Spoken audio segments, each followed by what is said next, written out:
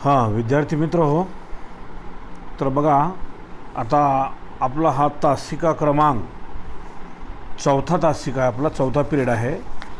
आपल्या धड्याचं नाव आहे origin and evolution of life. आपल्या धड्याचं नाव काय आहे?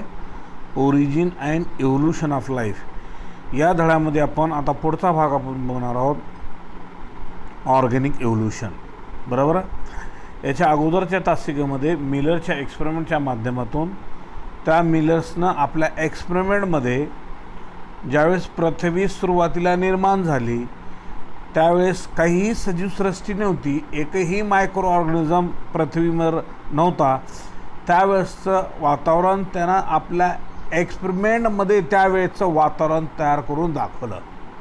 पाणी जरी असलं तर फ्री फ्रॉम मायक्रोऑर्गॅनिझम कसं होतं, मग त्या ठिकाणी जीवाला बिल्डिंग ब्लॉक करण्यासाठी जे काही मॉलिक्यूल लागतात ते कसे तयार होतात, त्यांच्यामध्ये रासायनिक अभिक्रिया कशी होऊन तयार होते, त्यानं त्या माध्यमातून दाखवून दिलं. आपण मागच्या पिरियडमध्ये आपण पाहिलेलं आहे.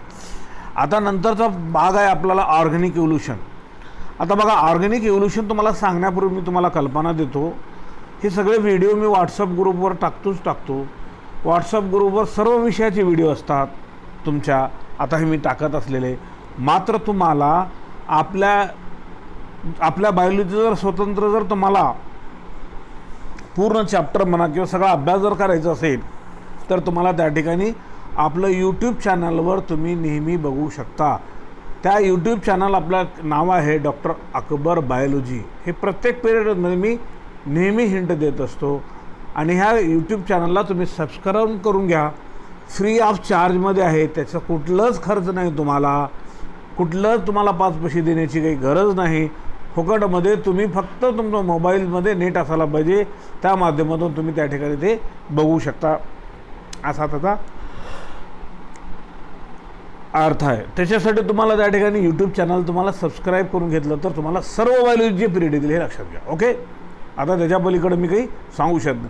काही तुम्हाला शंका कुशंका असतील तर माझ्या फोन नंबर, कॉन्टॅक्ट नंबरवर तुम्हाला संपर्क करावं, विचारावं, बोलावं तुम्ही, असं मी तुम्हाला कल्पना दिली आहे. डायरेक्ट फोन केलं तरी चालतं, काहीही प्रॉब्लेम नाही. आपल्याला बोलण्यासाठी कुठल्याच प्रकारचा वेळ बंधन तुम्हाला नाही. इनकेस कोणत्या तरी कामामध्ये जर मी असलं तर त्यावेळेस मी तुम्हाला बोलू शकलं नाही तर मी नंतर तरी तुम्हाला त्याचं उत्तर देतो, नंतर बोलतो, असा त्याचा ते लक्षात ठेवायचं. आणि नेहमी मी तुम्हाला रेस्पॉन्स देतो, बोलतो, त्याची काही चिंता नसावी, हे लक्षात घ्या. सर्वात अगोदर आपलं म्हणजे विद्यार्थ्यांच्या समस्या, व्यथा सोडवणे हे पहिलं प्राधान्य आहे, बाकी नंतर दुसऱ्या गोष्टी. ओके, चला असू द्या. आता बघा, ऑर्गॅनिक इव्होल्यूशन. आता ऑर्गॅनिक इव्होल्यूशन आपला 11वीमध्ये तुम्हाला मी व्याख्या सांगितलेली आहे. मी 11वीमध्ये व्याख्या अशी दिली होती, simple protoplasmic organism gradually change into more complex organism during a millions of year.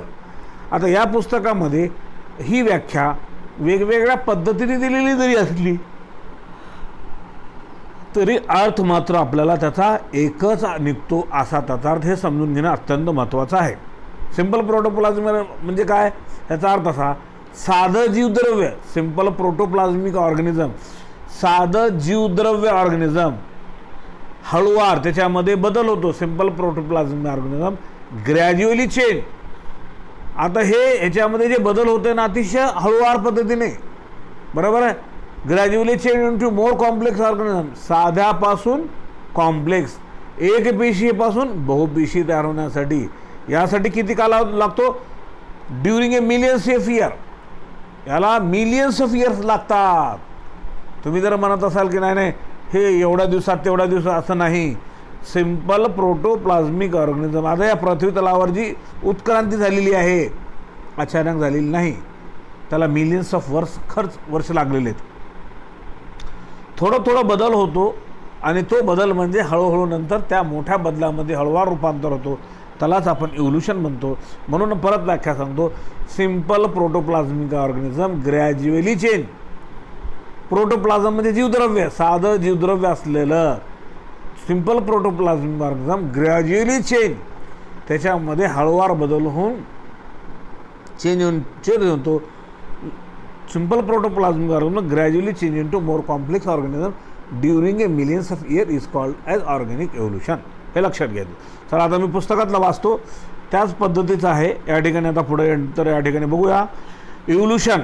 आता हा लॅटिन शब्द आहे, Latin word, that is from वॉल्वेअर, त्यालाच आपण टू रोल असं आपण म्हणतो. मीन्स आता इथं दिलेलं बघा या ठिकाणी काय means, act of unrolling or unfolding of nature.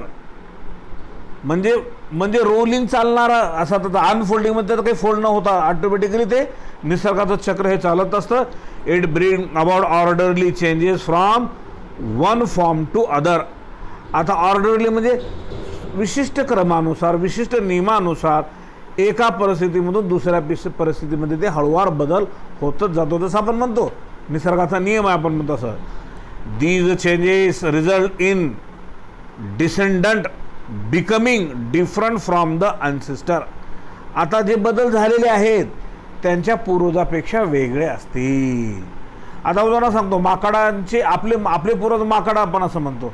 आता माकडामध्ये आणि आपल्यामध्ये आता काही बदल खूप झालेले आहेत. आपण पूर्ण काही माकडासारखे नाही असा त्याचा अर्थ आहे. ओके, त्याच्यानंतर पुढे बघा याच्यामध्ये काय आहे. Organic evolution can be defined as slow. बघा आता एक शब्दांचा एक वाक्यांचा त्याच्यामध्ये असणारा त्यानं विश्लेषण करायला आहे. ऑर्गॅनिक इव्होल्यूशन एक असा प्रकार आहे, हळूवार प्रक्रिया आहे, स्लो, ग्रॅज्युअली आणि कंटिन्युअस, न थांबता. जसं आपण म्हणतो ना निसर्ग हे कंटिन्यू चालणार आहे. कुणी मेलं राहिलं जन्माला आलं हे प्रक्रिया राहतील, पण कोणासाठी थांबणार नाही असा त्याचा अर्थ. Okay, continuous and irreversible changes through which the present day complex form of life developed, evolved from their simple pre-existing form. हे विकसित होतच जातं अगोदर पूर्वी अस्तित्वात असलेल्या साध्यापासून अनेक विषय. सिंपल प्री एक्झिस्टिंग म्हणजे पूर्वी कसं होतं, सिंपल साधे अस्तित्वात असलेले, प्री एक्झिस्ट म्हणजे अस्तित्वात असलेले, त्यापासून कसं तयार होतं, मोर कॉम्प्लेक्स तयार होणे असा त्याचा अर्थ. बरोबर. इरिव्हर्सिबल म्हणजे काय, एकदा पुढे गेलेलं मागे येत नाही. रिव्हर्सिबल म्हणजे काय, रिव्हर्स म्हणजे मागे येणे. इरिव्हर्सिबल म्हणजे मागे न येता ते कंटिन्यू चालत असतं. उदाहरण आपण जसं म्हणतो ना, जन्म घेणे मृत्यू होणे ही प्रक्रिया कंटिन्यू चालतच असते. बरोबर आहे. एकदा मेलेला माणूस पुन्हा नंतर जिवंत होऊ शकत नाही.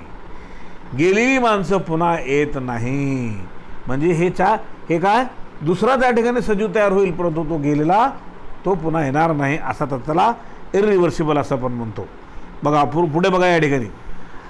अकॉर्डिंग टू चार्ल्स डार्विन, आता चार्ल्स डार्विनच्या म्हणण्यानुसार evolution is a descent with modification. Descent म्हणजे क्रमानुसार त्या ठिकाणी मॉडिफिकेशन होत गेलेलं आहे. बरोबर आहे, हळूवार बदल होत जातो. You have already studied in the Lamar theory of inheritance of acquired character in 10th standard. 10वी मध्ये आपण लामार थिअरी आपण बघितलेलं आहे. इनहेरिटन्स ऑफ ॲक्वायर्ड कॅरेक्टरच्या संदर्भामध्ये असा त्याचा अर्थ आहे. आता 10वी तुम्हाला किती आठवते ते तुमचं तुम्ही बघा. अकॉर्डिंग टू दिस थिअरी, या थिअरीनुसार trait are acquired due to internal force. Trait म्हणजे जे काही गुण आहेत ते येतात कशा, इंटरनल फोर्स, आतलं जे काही फोर्स आहे. चेंजेस इन एन्व्हायरमेंट, वातावरणामध्ये जसं जसं बदल होत जातो तसं तसं सजीव सृष्टीमध्ये बदल होत जातात असा त्याचा अर्थ आहे. New needs and the use of disuse organ. आता हे माहीत आहे आपल्याला यूज अँड डिसयूजचा थेरम. बरोबर. यूज अँड डिसयूजचा थेरम कसा आहे, जे आपण जास्त उपयोगात आणतो तो अधिक क्रियाशील होतो, जो भाग आपण उपयोगात आणत नाही तो निष्क्रिय ठरतो. लक्षात आला असा त्याचा अर्थ आहे. आता आपण बघतो काही लोक पाय नसताना सुद्धा त्या ठिकाणी काय होतात माहिती आहे का, पाय नसताना सुद्धा आर्टिफिशियल पाय लावून त्या ठिकाणी ते चांगल्या पद्धतीने चालू शकतात. बरोबर आहे, लक्षात आलं. आणि जे आपल्या हातपाय आहेत, आपण आता काही लोक तर बघा त्या पायांचं त्या ठिकाणी अतिशय जास्त त्या ठिकाणी प्रॅक्टिस करून ते जास्त क्रियाशील होतात त्याचे हातपाय. बरोबर आहे. आता एखाद्याला पळण्याची खूप शर्यतीमध्ये पहिला क्रमांक उरला आहे, कधी येऊ शकतं त्या ठिकाणी, त्याने वापर जास्त केल्यानंतर, एवढं जास्त वापर केला, जेवढं प्रॅक्टिस केली ते जास्त ॲक्टिवेट होतात. हाताचं काम असेल, पायांचं काम असेल किंवा आणखीन कशाचं काम असेल ना त्या ठिकाणी जेवढं यूज केलं तेवढं आणखीन ॲक्टिवेट होत असतं असा त्याचा अर्थ आहे. लक्षात आलं तुम्हाला? चला पुढे. यूज अँड डिसयूजचा त्या ठिकाणी अर्धा तासा त्या ठिकाणी अर्थ दिलेला आहे. चला पुढे बघा. या ठिकाणी काय म्हणतो? या ठिकाणी आफ्टर सेव्हरल जनरेशन, अनेक पिढ्यानंतर काय होतो? It give rise to new species. थोडा थोडा सजीवामध्ये बदल होत होत होत काय होतो त्या ठिकाणी? अनेक त्या ठिकाणी पिढ्यामध्ये अनेक जनरेशन झाल्यानंतर त्याच्यामध्ये नवीन स्पेसीज तयार होते. आता माणूस संपूर्ण जगामध्ये एकच प्रकारचा माणूस एकच आहे, पण माणसांच्या स्पेसीजमध्ये सुद्धा मानवजातीमध्ये सुद्धा फरक आहे. आपण भारतीय हे ओळखतो आणि नंतर तुम्हाला मी सांगतो अमेरिकन लोक आपण ओळखतो. बरोबर आहे? काय झालेलं आहे? माणसं एकच आहेत परंतु त्यांची रचना थोडी वेगळी आहे. निग्रोचे लोक निग्रो आपण ओळखू शकतो. बरोबर? लक्षात आलं? वेस्ट इंडिजचे जसे प्लेयर आहेत क्रिकेटचे तसे त्या ठिकाणी त्याला निग्रो आपण म्हणतो. नेपाळी आहे, चायनीज आहे, आपलं भारतीय आणि नेपाळी आपण ओळखू शकतो. काय झालेलं आहे? असं थोडं थोडं बदल त्या भूभागानुसार वेगळं होत जातो आणि तिथे त्यांचा ग्रुप तयार होतो. This theory was disprove by a German biologist August Weismann who cut the tail of many rats for a several generation but could not find any change in size of tail even after 21 generation. आता बघा याच्यामध्ये हे ना काय म्हणतंय? त्यानं म्हणतंय जे वापर तुम्ही केलं तसं तुम्ही कंटिन्यू केलं तर तसं काही बदल होत नाही असं म्हणतंय. लक्षात आलं काय म्हणतो? आता हे थिअरी यूज अँड डिसयूजची समजा उदाहरणार्थ आहे उंदीर आहे, उंदराचं शेपूट कट केलं आपण, त्याच्यापासून पिलं तयार झाले. त्यांची पिलं कशी व्हायला पाहिजे? ह्या नियमानुसार म्हणलं तर त्यांची पिल्यानं सुद्धा शेपूट कट व्हायला पाहिजे. नाही झालं, त्यांचे तसेच तयार झाले. मग त्याच्यानंतर असे 21 पिढ्यामध्ये असा उंदरांचा अभ्यास केला त्यांनी त्या ठिकाणी शेपूट कट करून. बरोबर आहे? मग त्याच्यानंतर त्याच्या पिढीमधील परंतु सर्व पिढ्यामध्ये काय झालं? उंदरांना शेपट असलेलेच आले. म्हणजे असा त्याचा अर्थ या ठिकाणी त्यांना दाखवलेला आहे की सगळीकडेच हा रूल लागू पडत नाही असा त्याचा अर्थ आहे. ओके, कुठं कुठं अपवाद त्या ठिकाणी असतात असा त्याचा अर्थ आहे. त्याच्यानंतर बघा या ठिकाणी 21 जनरेशन त्यांना तसं शेफ्ट कट केलं त्यांनी तिथे 21 पिढ्यामध्ये. मग काय यायला पाहिजे? तसं ते बदल यायला पाहिजे पण तसं आलं नाही. बरोबर आहे? सगळे शेपूट असलेले उंदरं त्या ठिकाणी आले असा त्याचा अर्थ आहे. पुढे बघा या ठिकाणी काय म्हणतो? ही कन्क्लुडेड दॅट, म्हणजे हे ना निष्कर्ष असा काढला, variation produced in somatic cells. बरोबर? सोमॅटिक सेल म्हणजे बॉडी सेल आपल्याला माहीत आहे. सोमॅटोप्लाझम कंसामध्ये आर नॉट इनहेरिटेड. आता बघा सोमॅटिक सेल एका पिढीमधून दुसऱ्या पिढीमध्ये तसे गुण वाहत नाहीत. आता टेल जे आहे सोमॅटिक सेलनं बनलेलं आहे त्या ठिकाणी, ते जर कट केली तर त्याची पिलं त्या ठिकाणी शेपूट नसणारे येणार नाही असं त्यांना म्हणतं आहे. बरोबर आहे? शेपूट असणारेच येतील. बरोबर आहे? ते सोमॅटिक सेल एका पिढीमधून दुसऱ्या पिढीमध्ये ते गुणधर्म वाहत नाहीत. While the variation produced in germ cell, जर जर्म सेलमध्ये जर आपण त्या ठिकाणी कट केलं जर्म सेल, बरोबर, किंवा त्याच्यामध्ये असणारं जर्म प्लाझामध्ये, बरोबर, are inherited to next generation and he proposed theory of germ plasma. तर यालाच आपण जर्म प्लाझ्मा थिअरी असं त्याने त्या ठिकाणी म्हटलेलं आहे. आता त्याच्यानंतर आहे डार्विनिझम. आता डार्विनिझम या शब्दाचा अर्थ असा की खूपच आपल्याला बायोलॉजीच्या शास्त्रामध्ये डार्विनची थिअरी हे खूपच महत्त्व ठरवते. हे लक्षात घ्या तुम्ही. जनरल कुठे जर चर्चेमध्ये केलं तरी त्या ठिकाणी ज्या डार्विनचं एवढं महत्त्व आहे की डार्विननं या ठिकाणी आपले जे काही थेरमच्या माध्यमातून काही सिद्ध करून दाखवलेलं आहे की म्हणून डार्विनची थिअरी आज निसर्ग कसा तयार झाला ते दाखवण्याचं काम करतं त्या ठिकाणी.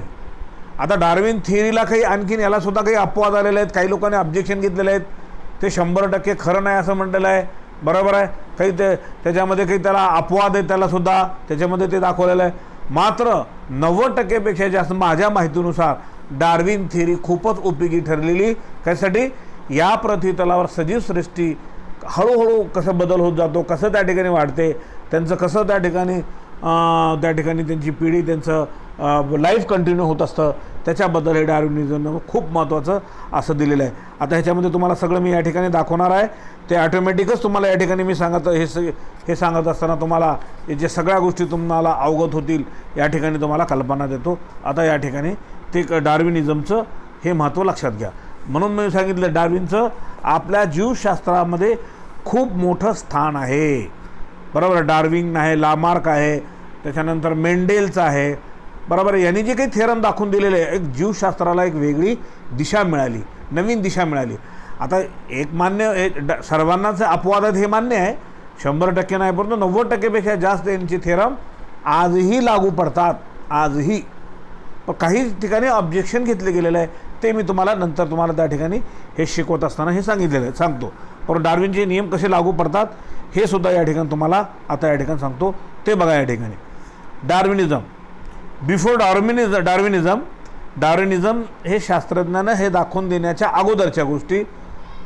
Several theories are proposed to explain the process of organic evolution. याच्या अगोदर खूप थेऱ्या आल्या, अनेक अशा प्रकारच्या.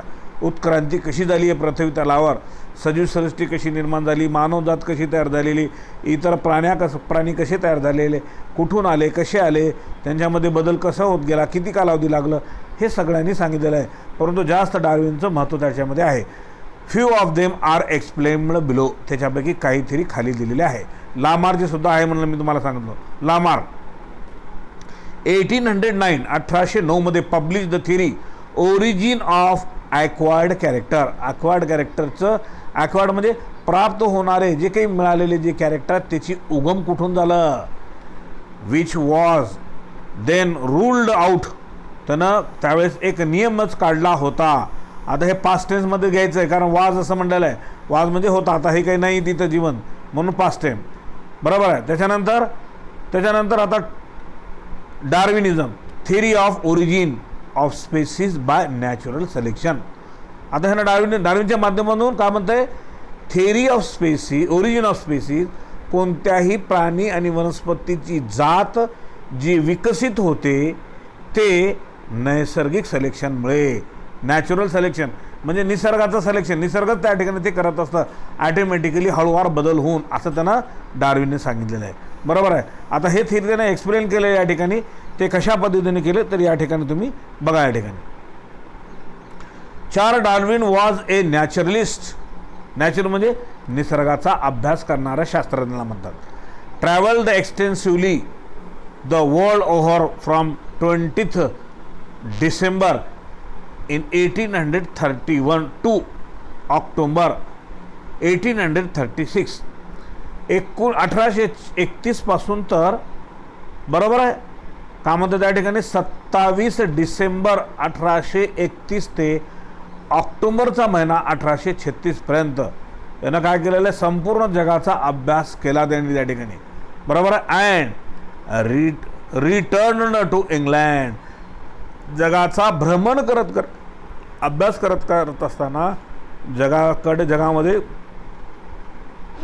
जगामध्ये पूर्ण भ्रमण करून नंतर कुठं आलं त्या ठिकाणी, इंग्लंडला आलं. बघा त्यावेळेचे लोक कसा अभ्यास करत होते, कुठून कुठं जात होते. आपण आपलं गाव सोडत नाही आपण म्हणल्यासारखं ते. बरोबर आहे. अभ्यास करण्यासाठी जगाचा अभ्यास करत होते नाही. बरोबर आहे. मग त्याच्यामध्ये काय केलेलं आहे, बेस्ड ऑन हिज कलेक्शन, संपूर्ण जगाचं त्यानं कलेक्शन जमा केलं. ऑफ लिव्हिंग, सजीवांचा कलेक्शन जमा केला. फॉसिल मटेरियल, बरोबर. फॉसिल मटेरियल म्हणजे खडकांच्या लेअरमध्ये प्राण्यांचे सापडणारे अवशेष, त्याला फॉसिल म्हणतो. किंवा प्राण्यांचे वनस्पतींचे जे प्राण्यांचे अवशेष, प्राणी किंवा वनस्पतींचे अवशेष असा त्याचा अर्थ आहे. अवशेष म्हणजे स्केलेटन वगैरे आपण म्हणतो ना ते.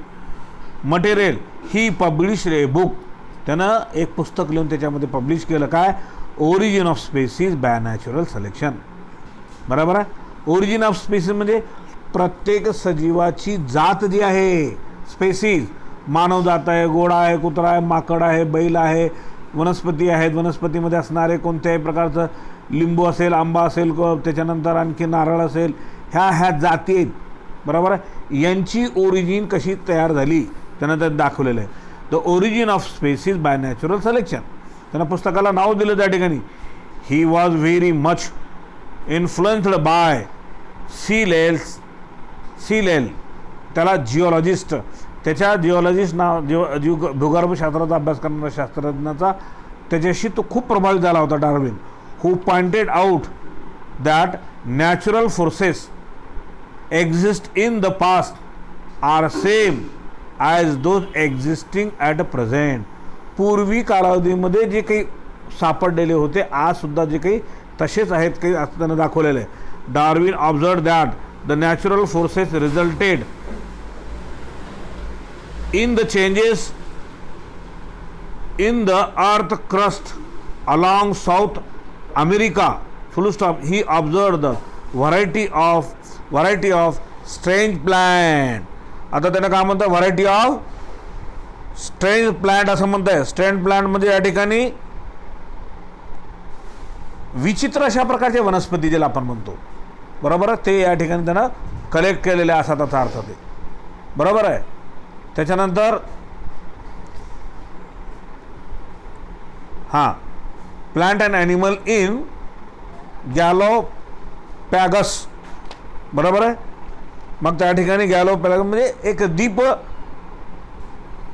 द्वीप समुद्र ज्याला आपण, तिथून त्या ठिकाणी त्याने कलेक्ट केलेलं ते संदर्भ त्यांनी देत आहेत. इस्लँड, बरोबर, तो बेट आहे.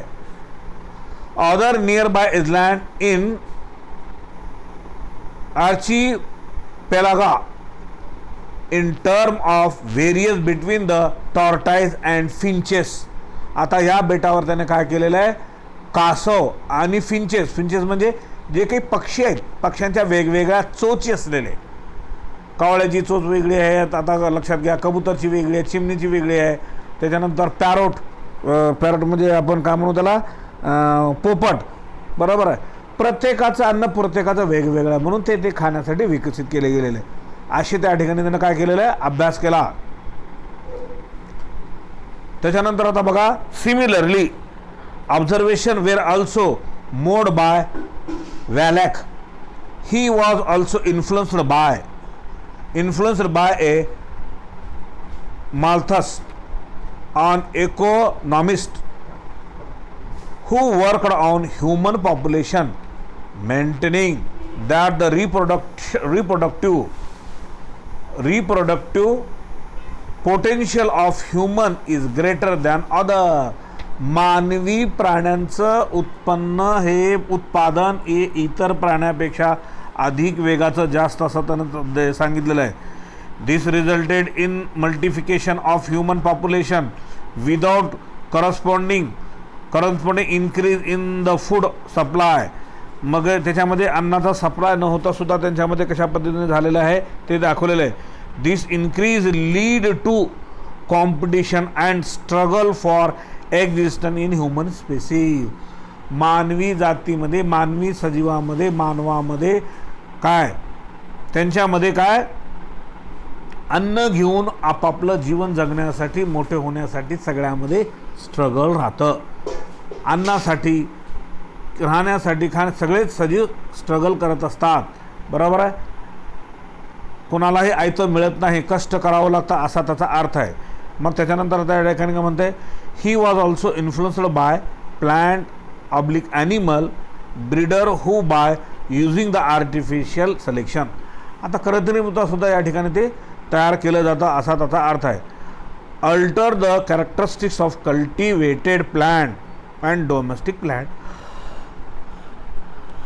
आता आपल्याला माहीत आहे, प्राणी आणि वनस्पती आपण आर्टिफिशियल कृत्रिमरित्या तयार करतो, बरोबर आहे. नैसर्गिक तत्व सोडून त्या आता आपण आर्टिफिशियलसुद्धा खूप वनस्पती आणि प्लांट आपण काय करतो. आता संकरित तयार झालेल्या जाती, आंब्याची जात आहे, मग त्याच्यानंतर आणखीन चिक्कूची आहे, अननसची आहे, आणि खूप अशी वनस्पती आहेत, बरोबर आहे. पिकांच्या जाती, बरोबर आहे, फ्रूटच्या जाती, बरोबर आहे, किंवा आणखीन इतर प्राण्यांच्या जाती खूप अशा प्रकारचे तयार केले गेलेले आहेत असा त्याचा अर्थ आहे. ओके. मग या ठिकाणी काय केलेलं आहे, हां, आता बघा, Darwinism is based on the 5 main postulates. आता डार्विनिझमचा अभ्यास जे आपण या ठिकाणी करतो तर त्याच्यामध्ये त्यांनी काय केलेलं आहे, 5 अशा प्रकारचे पॉस्च्युलेट दिलेले आहेत. डार्विन थिअरी पूर्णपणे हे 5 मुद्द्यावर आधारित आहे. हे 5 मुद्दे लक्षात ठेवायचे. Number 1 over production, number 2 struggle for existence, number 3 organic variation, number 4 natural selection आणि इथं नंबर 5 ओरिजिन ऑफ स्पेसीज. लक्षात आलं. आता हे 5 मुद्दे काय आहेत तर तुम्हाला या ठिकाणी मी अगोदर तोंडी सांगून नंतर त्या ठिकाणी कल्पना देतो. ओव्हर प्रोडक्शन म्हणजे जे काही जगत आहे त्याच्यापेक्षा उत्पादन त्यांचं जास्तच होत असतो. जमिनीमध्ये आपण एक बी पेरलं तर त्याच्यापासून काय एक कणीस तयार होतो. कणसामध्ये 1000 पेक्षा तरी जास्त दाणे असतील, बरोबर आहे. मग सगळेचे दाणे जमिनीमध्ये आणखीन पेरले तर आणखीन त्याच्यापासून कितीतरी होतील. म्हणजे सगळेचे सगळे आपण ते वापरत नाही. मग त्याच्यामध्ये काय असतं की स्ट्रगल फॉर एक्झिस्टन्स, जगण्यासाठी जे धडपडतात ते जगतात आणि त्याच्यामध्ये बदल होत जातो, व्हेरिएशन होतो आणि त्याचंच निसर्ग निवड करतो आणि त्याच्या माध्यमातून origin of new species, Naveen species हळूहळू बदल होऊन तयार होते. यालाच हे डार्विनचं थिअरी आहे. आता ह्याचं विश्लेषण स्वरूपामध्ये आणखी तुम्हाला कल्पना देतो. आता सगळा बघा या ठिकाणी कसं आहे. Over production, prodigality of nature.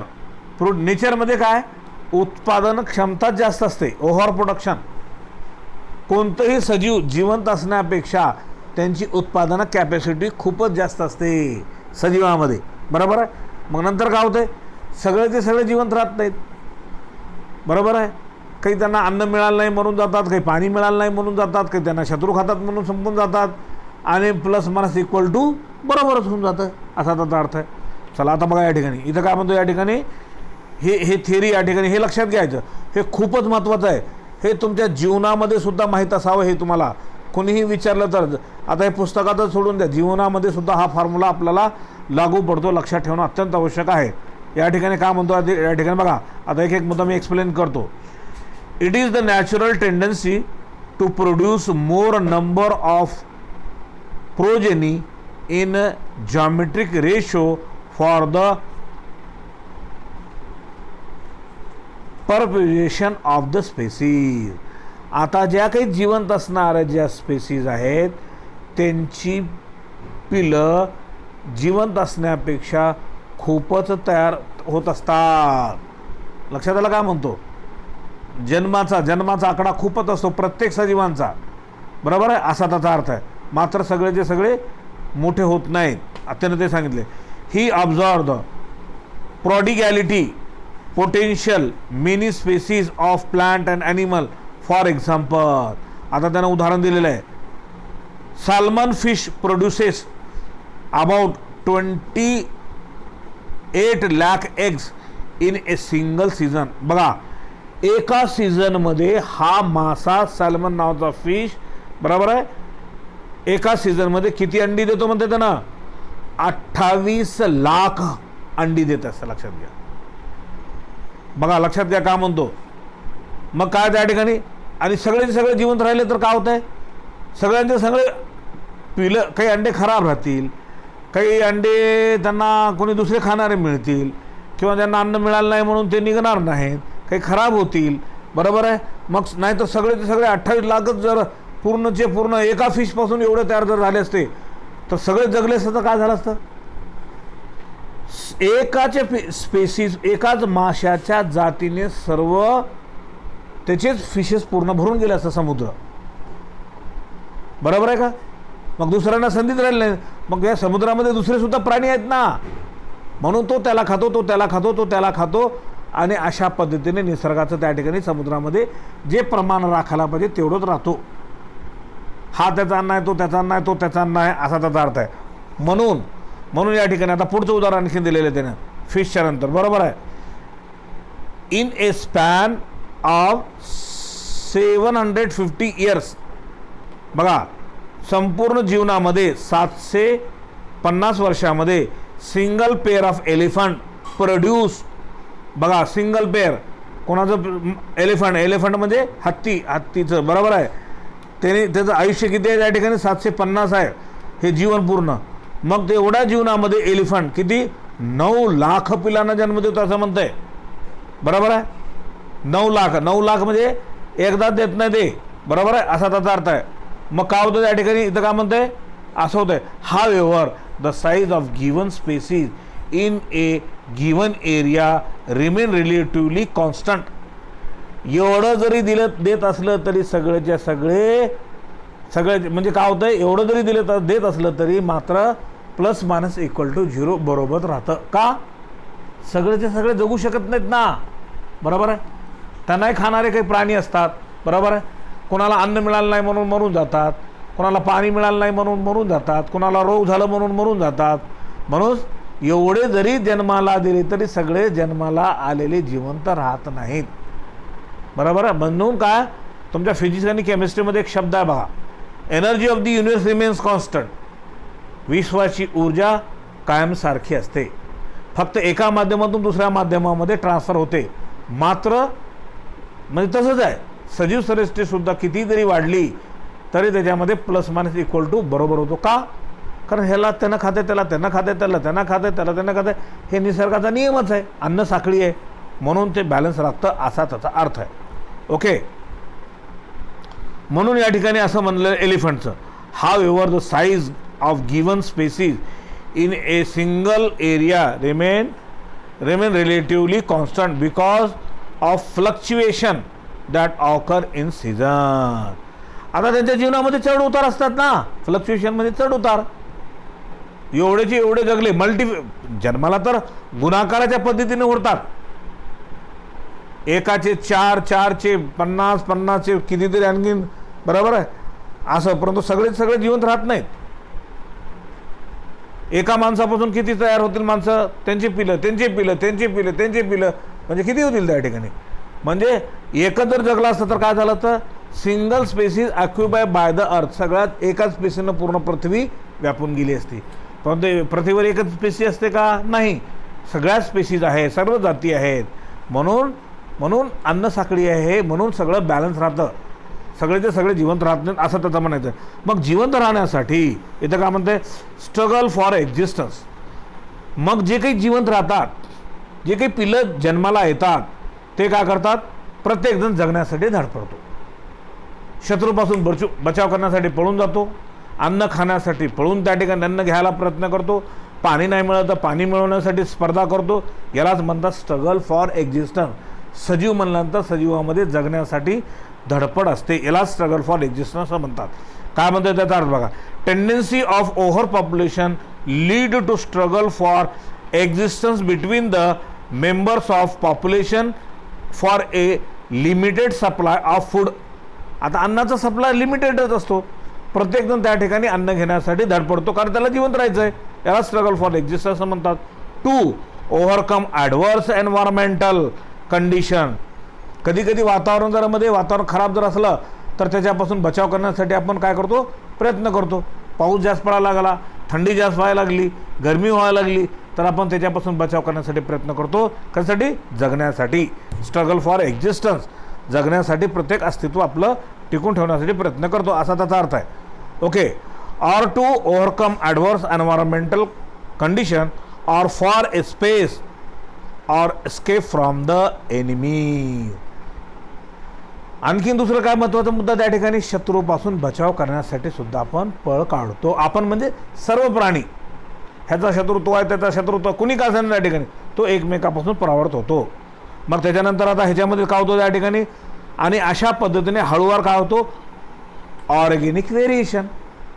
Organic variation म्हणजे आज जे लहान आहे उद्या तो लहान राहत नाही, तो मोठा होतो, बदल झाला त्याच्यामध्ये, परत आणखीन त्याच्यामध्ये आणखीन बदल झाला, परत आणखीन बदल झाला, हळूहळू हे बदल होतात. The variation speak for all kinds of differences that occur in the morphology, physiology, nutrition, habits, behaviour pattern etcetera.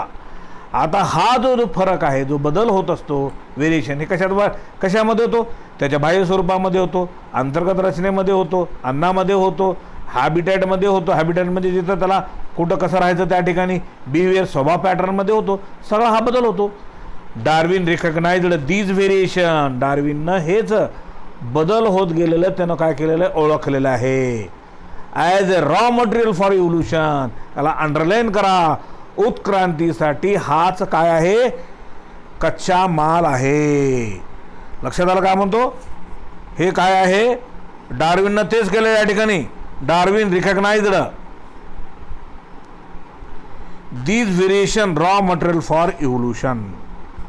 इव्होल्युशनचं raw material काय आहे, व्हेरिएशन आहे, कच्चा माल म्हणजे सुरुवातीचा, त्याच्यानंतर ते एवढं मोठं उत्क्रांती होते असा त्याचा अर्थ त्या ठिकाणी.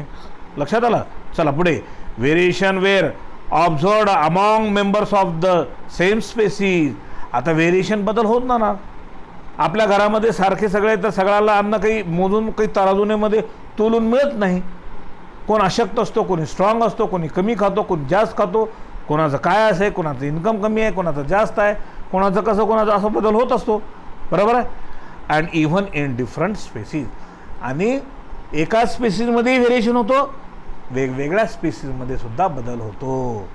हत्तीमध्ये आहे आणि कुत्र्यामध्ये आहे. काय आहे, हत्तीच्या हत्तीनुसार बदल होत जातो, कुत्र्याचं कुत्र्यांमध्ये सारखं होतो, माणसामध्ये माणसासारखं. आणि तेच बदल झालेलं त्या ठिकाणी. Variation were observed among the members of same species and even in different species.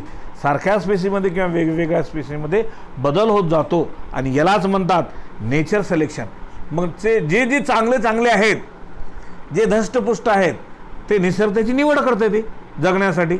आणि जे धष्टपुष्ट नाही, जे अशक्त आहेत, मरून जातात. म्हणून काय केलं, निसर्गाने त्यांना रिजेक्ट करून टाकलं असा त्याचा अर्थ आहे. मग या ठिकाणी कसं म्हणायचं, आता आपण या ठिकाणी चौथ्यामध्ये नॅचरल सिलेक्शन, याच्यामध्ये organic evolution can serve as evidences that for the some organism have better adaptation to survive under the existence of environmental condition. आता एन्व्हायरमेंटलमध्ये जे काही वातावरणामध्ये जे मिळणारे त्याला जे काही घटक आहेत, त्याचा किती तो वापर करून आहे, आपल्यामध्ये त्या ठिकाणी बदल करतो. Than the other in the struggle for existence organism with favourable variation are. निसर्गामध्ये जो काही बदल आहे त्याच्यानुसार आपण बदल करून त्याचा जे फायदा घ्यायचा ते फायदा करून आपल्यामध्ये तो बदल करतो. Selected by the nature. मगच त्याला निसर्गानं तशी त्याची निवड केलेली आहे, आपण असा त्या ठिकाणी अर्थ म्हणतो. बरोबर आहे. While those unfavourable variation Paris. Unfavourable variation Paris म्हणजे अनफेवरेबल आहेत पृथ्वीवर जगण्यासाठी, ते काय केलं जातं त्या ठिकाणी, त्याला पेरिस केलं जातं. म्हणजे पेरिस म्हणजे काय, गाळणे. का म्हणतो आपण त्याला त्या ठिकाणी, गाळणे किंवा रिजेक्ट होणे असा त्याचा अर्थ त्या ठिकाणी. बरोबर आहे.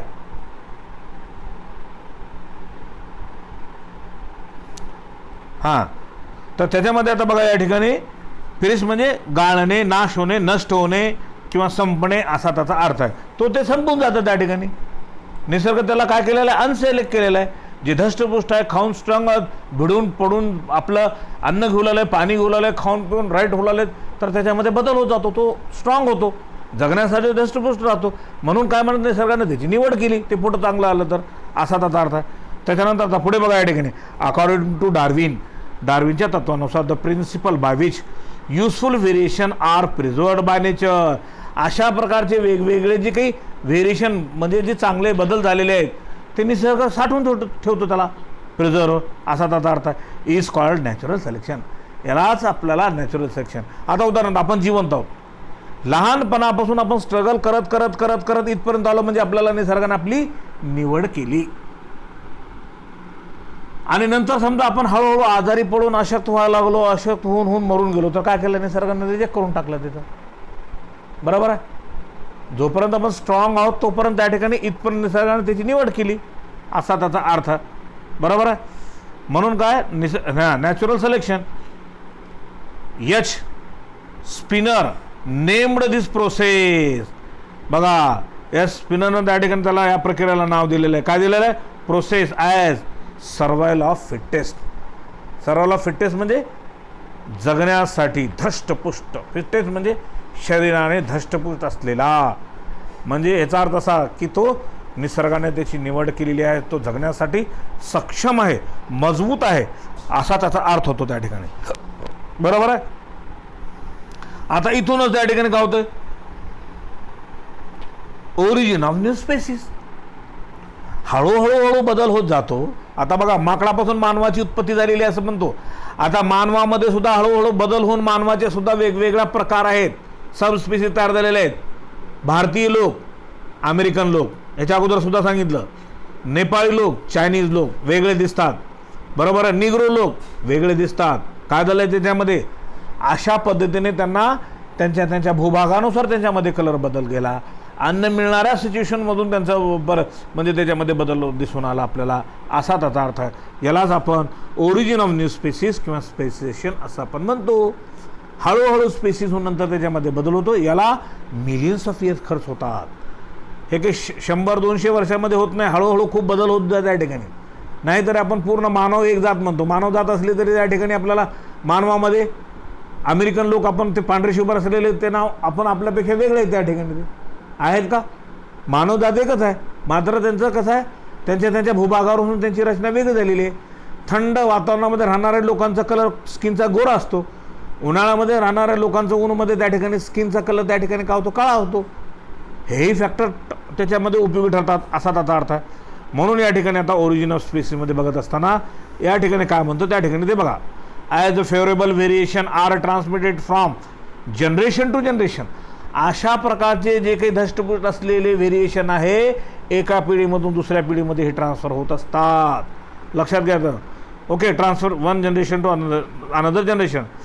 Successive generation become better adapted to environment.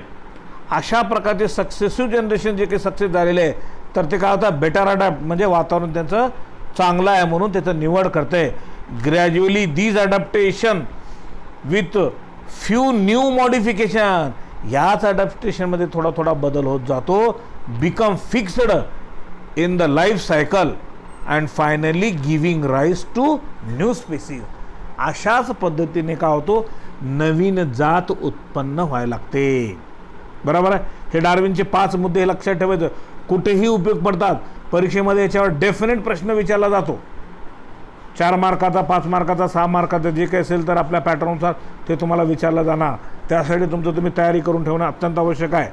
आता बघा या ठिकाणी इव्हिडन्सेस डार्विन इन्क्लूड. आता काय केलेलं आहे डार्विननं? ह्याच्यासाठी काही पुरावे त्यांनी दिलेले सांगितलेले आहेत.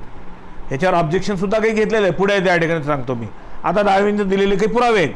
नंबर 1 आहे evolution of long necked giraffe to pluck the eat more leaves from all trees and woody climbers. आता बघा, जिराफची मान उंच काय आहे म्हणलं तर याचं कारण असं आहे त्या ठिकाणी काय होतं? त्याला वरची झाडाची पानं खुडून खाण्यासाठी त्याची मान विकसित केली गेली असं त्या ठिकाणी ते सांगितलं गेलेलं आहे. बरं, this adaptation become fixed in the life for survival. Giraffe born tall could serve in the famine heat area. आता फॅमिन म्हणजे या ठिकाणी कसं आहे? त्या ठिकाणी कोणता एरिया? या ठिकाणी दुष्काळ झालेला. समजा जमिनीवर दुष्काळ झाला, जमिनीवरचा पानं वगैरे सगळे गवत वगैरे संपलं तर झाडावरची पानं खाण्यासाठी जिराफची मान काय झालेली?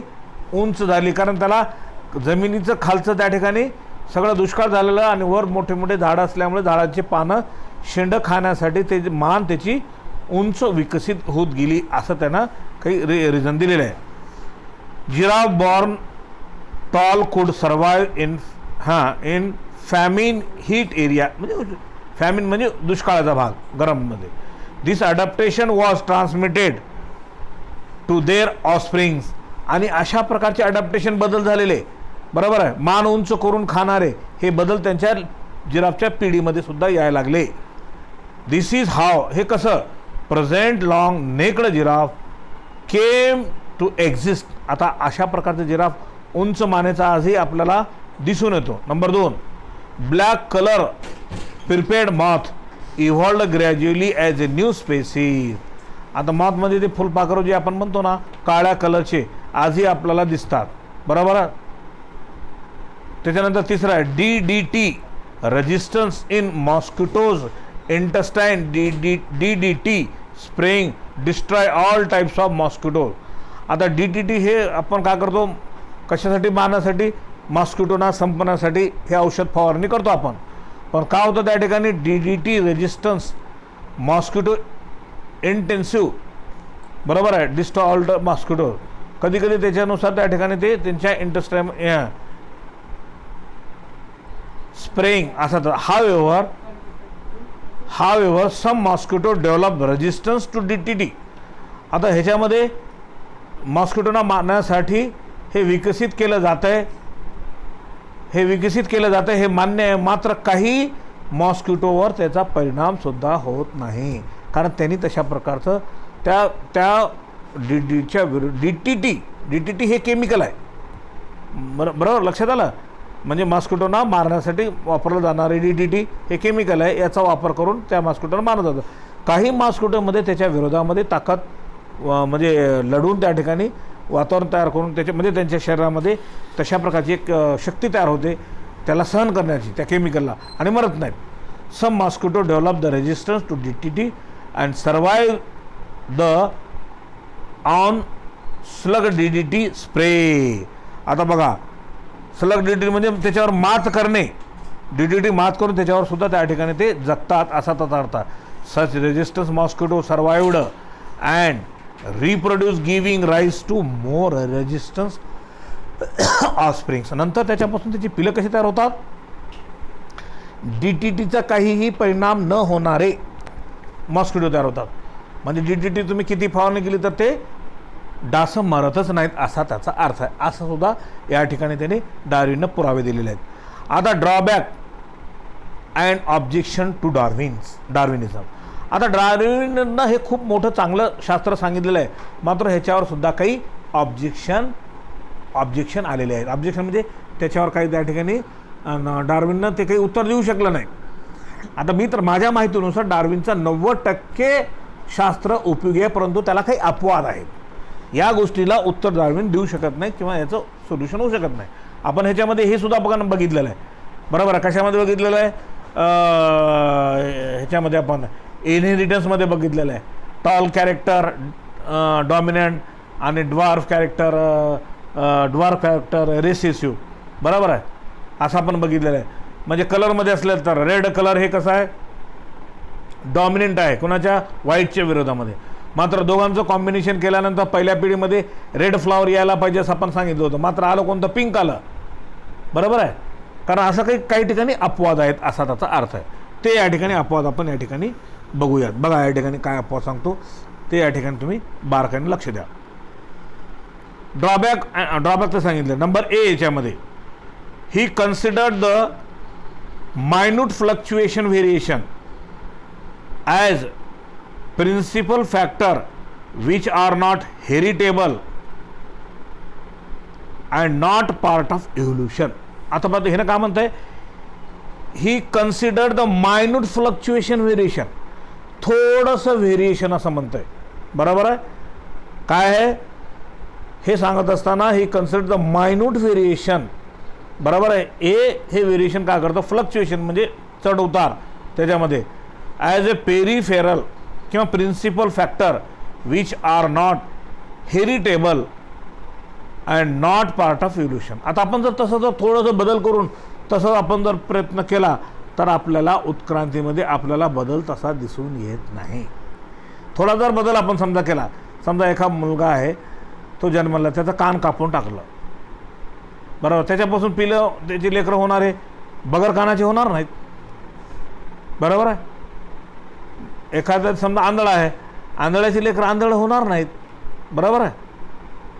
म्हणजे हे अशा प्रकारचं त्याने हे सांगितलं ते फुल स्टॉप. नंतर B, he also did not distinguish somatic and germ variation. Somatic cell हे तुम्हाला माहीत आहे, बॉडीचे सेल सोमॅटिक, जर्म सेलमध्ये गॅमेटच्या स्वरूपामध्ये असणारे मेल आणि फिमेल गॅमेट जे असतात ना, स्पर्म आणि ओव्हा, त्याला म्हणतात त्या ठिकाणी. ह्याच्यामध्ये हे काय म्हणत आहे, he also did not distinguish somatic and germ variation and considered all the variation are heritable. आणि सगळे हे काय आहेत, व्हेरिएशन काय आहे, हेरिटेबल आहे. हेरिटेबल म्हणजे एका पिढीमधून दुसऱ्या पिढीमध्ये जात असतात असा त्याचा अर्थ आहे. त्याच्यानंतर he did not explain arrive of the fittest. आता अराईव्ह म्हणजे उगम फिटनेसपणाचा उगम नेमका कुठं आहे? बरोबर आहे. He also did not explain the cause of origin. हे ओरिजिनचं कॉज नेमकं कशामुळे होतं ओरिजिन हे सांगू शकलं नाही. And inheritance of variation and of vestigial organ. आता शरीरामध्ये आपलं काही व्हेस्टिजियल ऑर्गन आहेत, बिनकामी ऑर्गन आहेत. बरोबर आहे. आता आपल्यामध्ये शरीरामध्ये माकड हाड आहे. माकडामध्ये शेपूट होती, आपल्याला शेपूट नाही, पण माकड हाड आहे. माकड हाड आपण काढून टाकलं तरी आपल्याला काही प्रॉब्लेम होत नाही. हे व्हेस्टिजियल ऑर्गन आहे. पण का आली हे ऑर्गन, हे काय आहे हे सांगू शकलं नाही. बाबा गरज नाही ना त्याचं, मग काय येऊ लागलं पुन्हा पुन्हा ते माकड हाड आपल्या शरीरामध्ये? त्याची गरज नाही तर ते संपून जायला पाहिजे. आणि अपेंडिक्स आहे, अपेंडिक्स आतड्याला त्याच्या बाजूला असणार, त्याची काही गरज नाही, पण यायला नको पाहिजे. पण काय येते आणखीन, त्याचा काहीच उपयोग नाही. काही अनावश्यक शरीरामध्ये अनावश्यक भाग असलेले काय उरलेले ते आपण सांगू शकत नाही असं म्हणलं. Nor he could explain the extinction of the species. आता काही प्राणी आणि वनस्पतींच्या जाती नामनेश होऊ लागलेत. नामनेश म्हणजे संपून चालेत. उदाहरण डायनोसरची जात संपून गेली पृथ्वीतलं. का संपून गेली अजून त्याचा पत्ता नाही. बरोबर आहे, आलं लक्षात? असा त्याचा अर्थ. आणि त्याच्यानंतर आता या ठिकाणी बघा, हे झाल्यानंतर आता इकडे या ठिकाणी आता आहे पुढे अकॉर्डिंग टू, बघा या ठिकाणी according to natural selection new species are formed by gradually accumulation of useful variation. याच्या म्हणण्यानुसार नवीन जी जाती तयार होऊ लागलेत तर ग्रॅज्युअली अक्युम्युलेशन, हळूहळू जे काही उपयोगी व्हेरिएशन आहे ते एकत्रित येत आहेत समूहाच्या रूपाने. इफ इट इज सो, जर असं झालं तर then there should be intermediate form, त्याच्यामधलं फॉर्म तयार होणे. But in most cases intermediate form were not recognised. काही बऱ्याच केसेसमध्ये इंटरमिडिएटचा फॉर्म निदर्शनास आलं नाही. हाउएव्हर, असं असताना Darwinism also could not explain. डार्विनिझमनं एक्सप्लेन केलं नाही काय? Existence of neutral flower and sterility of hybrid.